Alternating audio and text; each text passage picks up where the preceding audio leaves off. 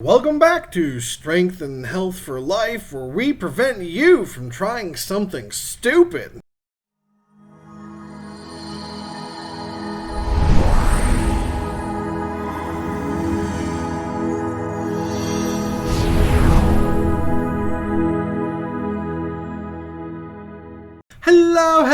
Hello! Welcome to day 97 of our wellness journey together. Before we begin, we ask that you smash that like button down below, subscribe to this channel, click the notification bell so you receive all alerts, and watch the video all the way through. Also, if there are any topics you'd like to see in this channel, please leave your suggestions in the comment section below.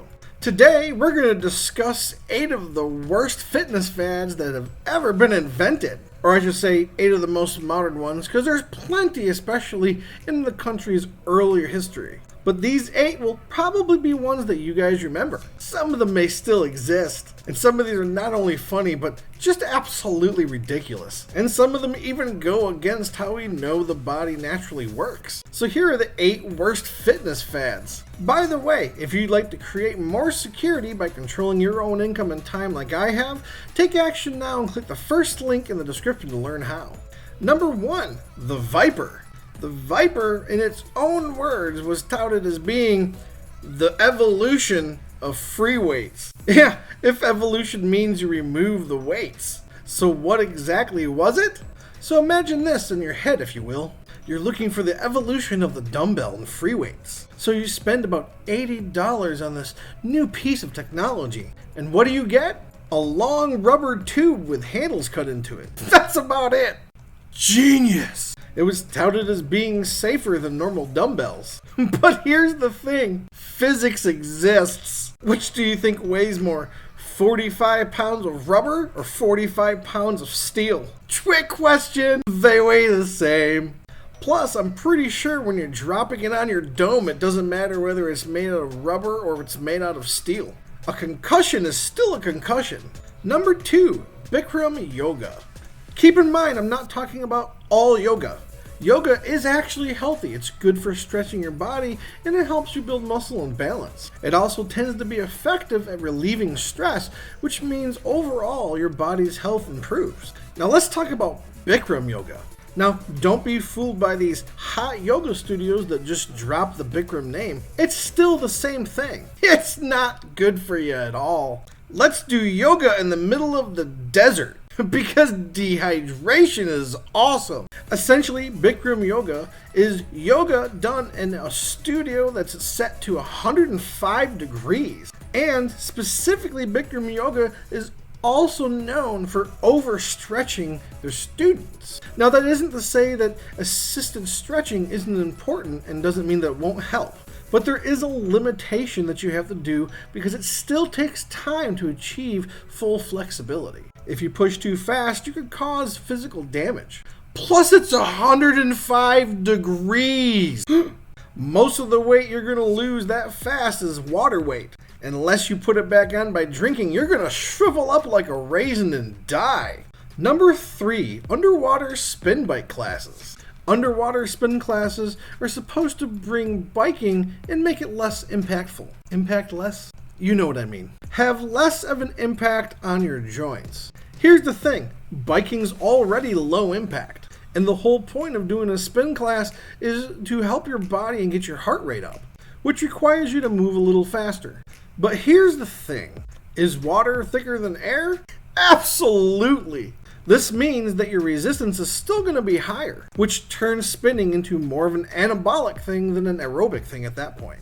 Which isn't necessarily bad, but it's not really reducing the impact. All it's really doing is taking something that's already low impact and adding more resistance. That doesn't sound like it's making it easier to me. Number 4, non-functional functional training. So you take a class in functional training and your personal trainer sticks you in a ball with some weights. Let me ask you a question. Are you always walking and standing on balloons in real life? If your answer is no, this does not have any function in real life, which means it's not functional training. And not only that, if you take someone that's already overweight with some balance problems and stick them on this ball, you may actually cause more harm than good to their joints, especially if you're adding weight. They need to learn how to move properly first. And then maybe you can work on balance by adding a ball. But adding a ball right off the bat is completely useless and you're not really giving them anything extra. If you want an example of real functional exercise, just grab some weight and run up and down some stairs. Because you have stairs every day. The whole point of functional exercise is to do things that you do on a daily basis. And the only reason standing on a ball while doing exercises applies to your daily function is because you go every day to stand on a ball and do exercise. Try doing a proper squat with proper form. Try keeping proper form when you do any kind of getting up and sitting down out of chairs. Those are other examples of functional exercises. Do things that you would normally do every day with added weight.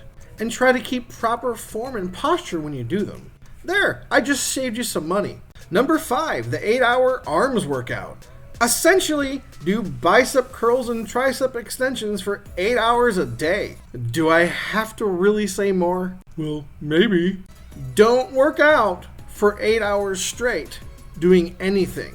It can be harmful to your body and you'll regret it.